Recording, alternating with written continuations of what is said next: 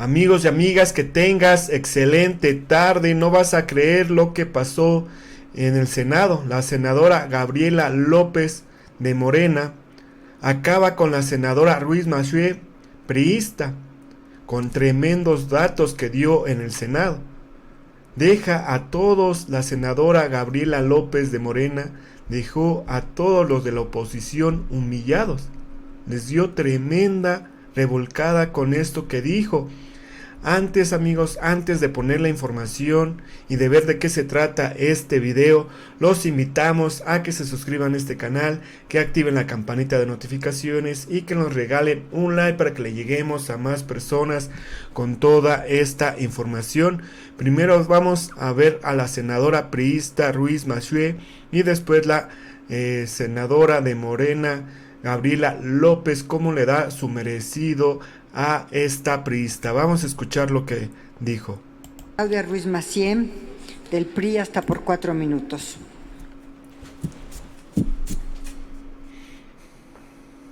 Bien, Tomás.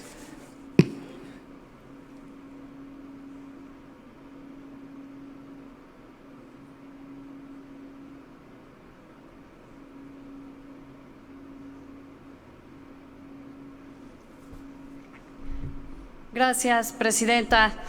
Compañeras y compañeros, afuera de este recinto, en los muros que rodean el Senado de la República, se encuentra una exposición fotográfica que enaltece las labores de nuestras Fuerzas Armadas en las tareas que la Constitución y las leyes les confieren, desde la defensa de nuestra soberanía nacional hasta el auxilio de la población en caso de un desastre.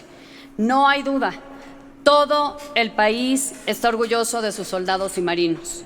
La confianza de la población civil en sus institutos armados es sólida.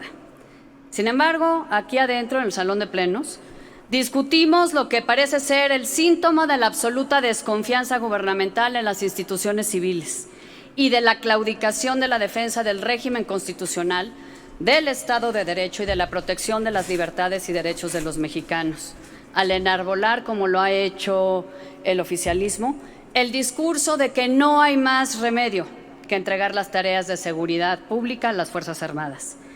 En el fondo, el anuncio del acuerdo o decreto presidencial y hoy de la iniciativa para que mediante reformas legales se transfiera la Guardia Nacional a la Sedena es un síntoma de algo mucho más grave.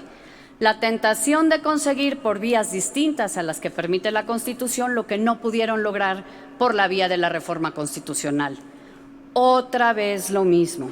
La tentación de sustituir la negociación por la cerrazón, la tentación de sustituir los equilibrios por las imposiciones y la tentación de sacarle la vuelta a la Constitución para imponer la voluntad de quienes quieren ignorar no solo los límites que impuso el voto popular al configurar un Congreso plural, sino los límites que tanto a la discrecionalidad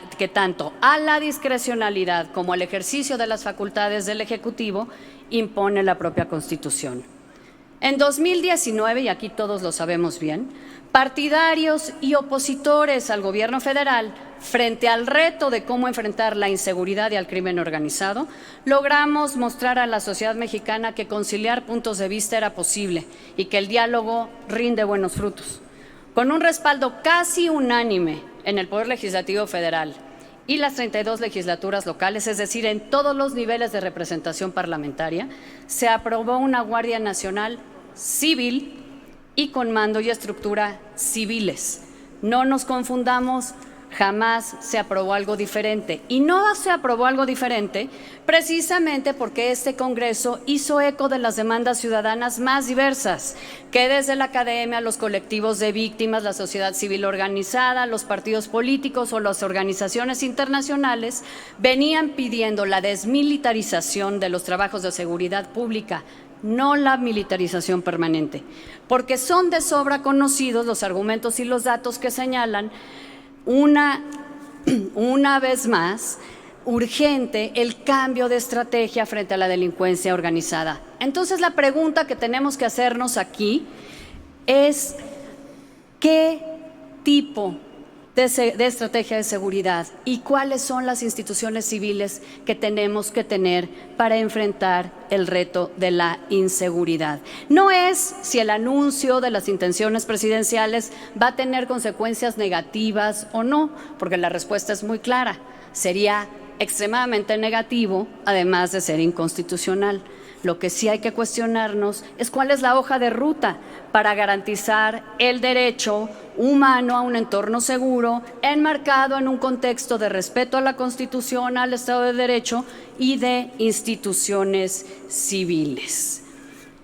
Compañeras y compañeros, cualquier acuerdo, decreto o iniciativa de reforma legal, sea quien sea el iniciante, siempre debe enmarcarse dentro de los límites y principios que establece nuestra norma suprema, que por cierto todos aquí protestamos cumplir y hacer cumplir.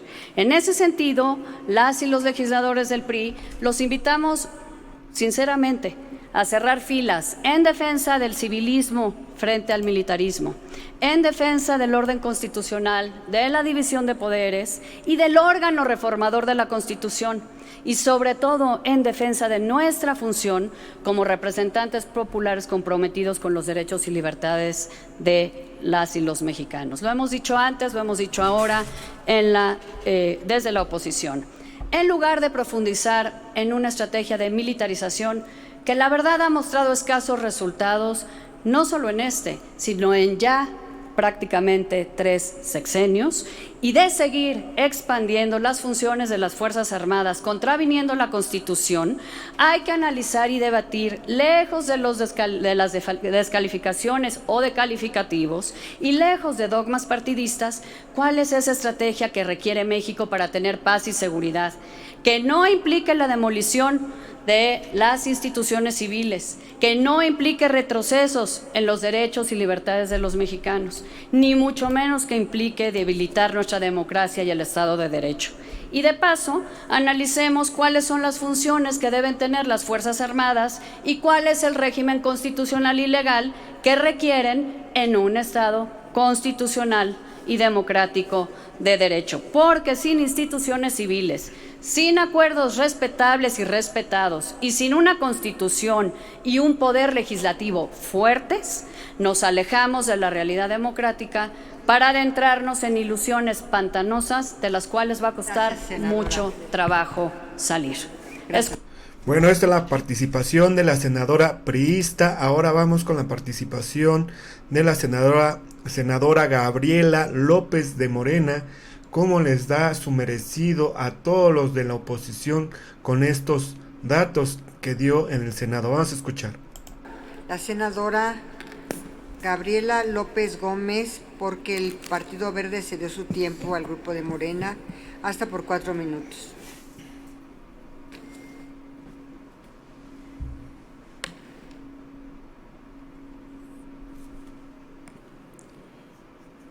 El presidente de la República, Andrés Manuel López Obrador, ha aplicado una política económica responsable desde el inicio de la administración en el año 2018.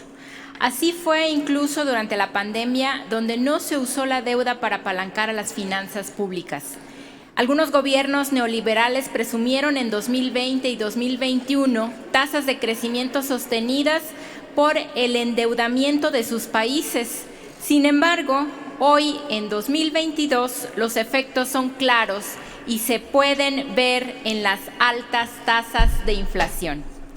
Si México hubiera aplicado una política de endeudamiento, todavía no estaríamos viendo el final del túnel. Eso hubiera sido una prioridad en un gobierno neoliberal. Pero por fortuna tuvimos un gobierno responsable que no comprometió el futuro de los mexicanos. Si vemos los indicadores más importantes, como la inflación, en México se ha mantenido alrededor del 8%, un número por debajo de países como Chile, Grecia, España, Bélgica, Portugal, Alemania, Inglaterra y el promedio de los países que componen la Unión Europea. Una de las razones por las que el Gobierno de México ha podido controlar la inflación es el paquete contra la inflación y la carestía, que entre otras cosas apoyó a los productores para enfrentar el problema del lado de la oferta. Además, se han mantenido bajos los precios de las gasolinas lo que ha hecho que, a diferencia de lo que está pasando en el resto del mundo, no se hayan disparado los precios de los insumos. Por primera vez en muchos años, hemos visto a estadounidenses cruzar la frontera de San Diego para comprar gasolina en Tijuana, algo que por muchos años parecía imposible. Uno de los ejes más importantes para el desarrollo económico en este sexenio es el de la construcción de los megaproyectos como los trenes, los aeropuertos y el corredor transísmico para reactivar la ruta entre Salina Cruz, Oaxaca y Coatzacoalcos, Veracruz. Lo veo en Quintana Roo. Las grandes obras federales están por todos lados y eso está reactivando nuestra economía.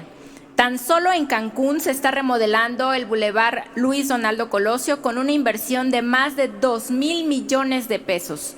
Ya está en marcha la primera fase del puente Nichupté con una inversión de más de 5,000 millones de pesos. Se está ampliando el distribuidor vial del aeropuerto que conecta a la zona hotelera con la ciudad de Cancún y el corredor a la Riviera Maya con una inversión de 360 millones de pesos. Además, se ampliará la avenida Chacmol con una inversión de 237 millones de pesos. Nunca en la historia de Quintana Roo, y debo decir de la península de Yucatán, el gobierno federal había invertido tanto para fomentar el desarrollo económico. Hoy, los quintanarroenses reciben apoyos del gobierno a través de programas federales que son un éxito, sobre todo en las zonas mayas donde más se necesitan. Me da mucho gusto ver al presidente López Obrador tan cercano de la gente y en especial de los quintanarroenses y de la península de Yucatán, en donde nunca se había hecho una inversión de esta dimensión.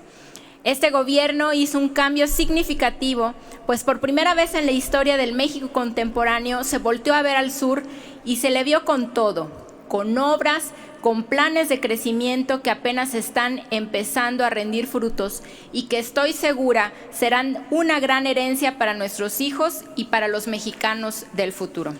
Gracias.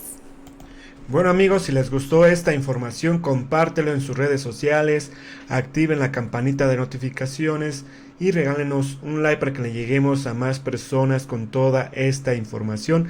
Suscríbanse al canal y nos vemos en un próximo video. Gracias y hasta la próxima. Adiós.